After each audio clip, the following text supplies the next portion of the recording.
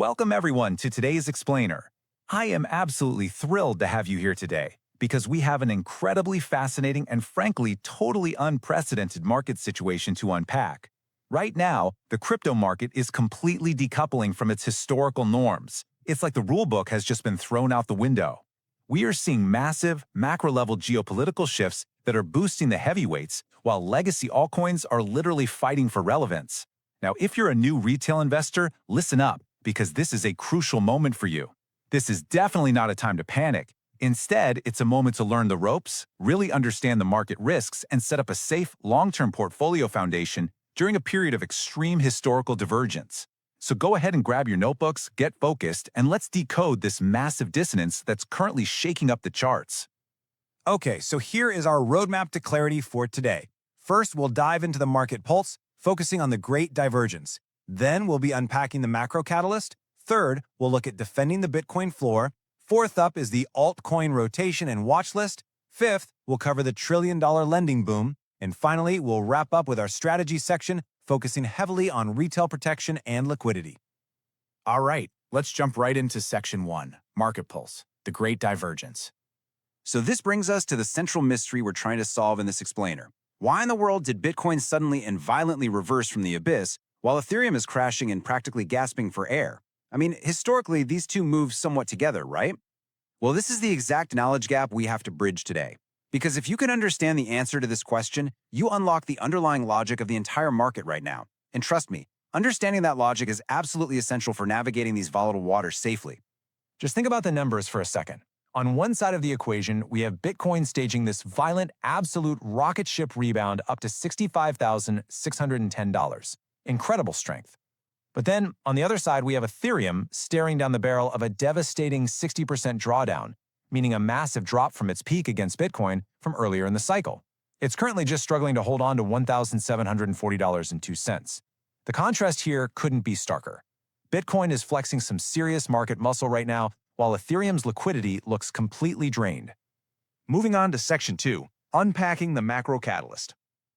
To really understand this massive dissonance between the two biggest assets in the space, we actually have to zoom out and look at the global geopolitical stage. The answer isn't just on the blockchain, it's in the news.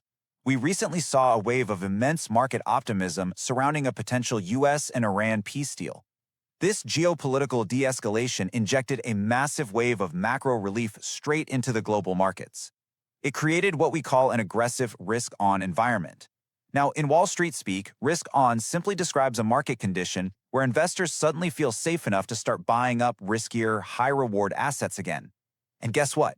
Bitcoin sniffed out this global de-escalation instantly and priced it in before anyone else could blink. And that leads us perfectly into a concept known as risk appetite divergence. This is so important to grasp. In a highly uncertain macro environment, capital gets scared. And when big money gets scared, it immediately flees to the hardest global hedge asset it can find. Right now, Bitcoin is universally viewed as that ultimate digital reserve asset. It's the safe haven.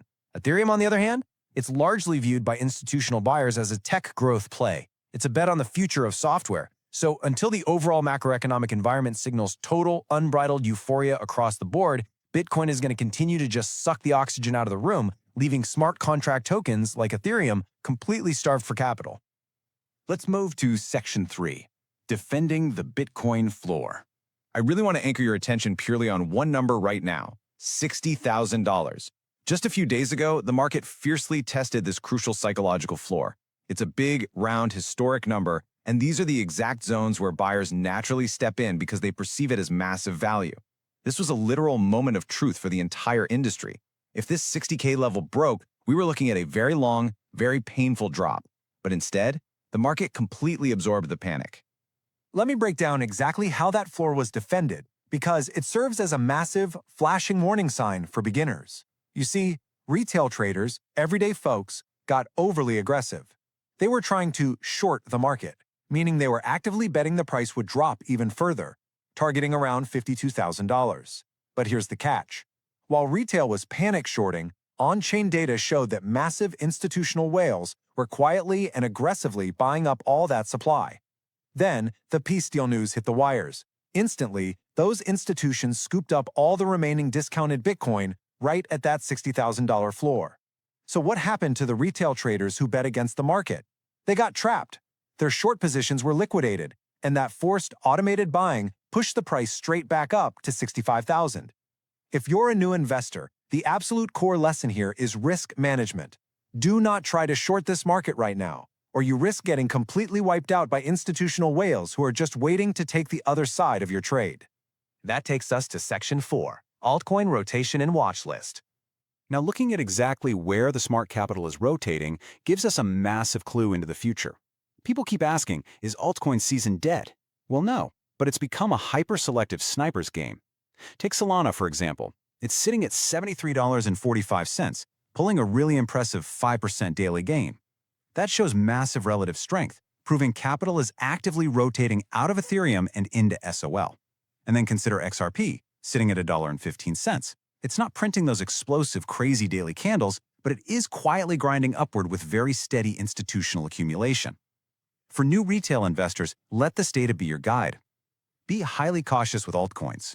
Please, don't chase those explosive, risky daily pumps. Instead, watch for steady, quiet accumulation if you decide you want to explore the market beyond just holding Bitcoin. All right, Section 5, the trillion-dollar lending boom. $3 billion. I want you to just let that number sink in for a second. That is the current actual size of the Bitcoin-backed loan market today. Now, $3 billion sounds massive, right?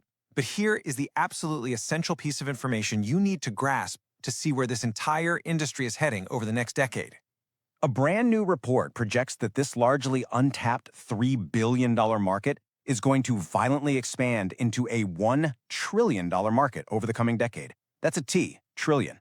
The plumbing, the actual financial infrastructure, is being built right beneath our feet to allow massive institutions to use Bitcoin as collateral for traditional loans. Let's break down the basic mechanics of why this is so huge.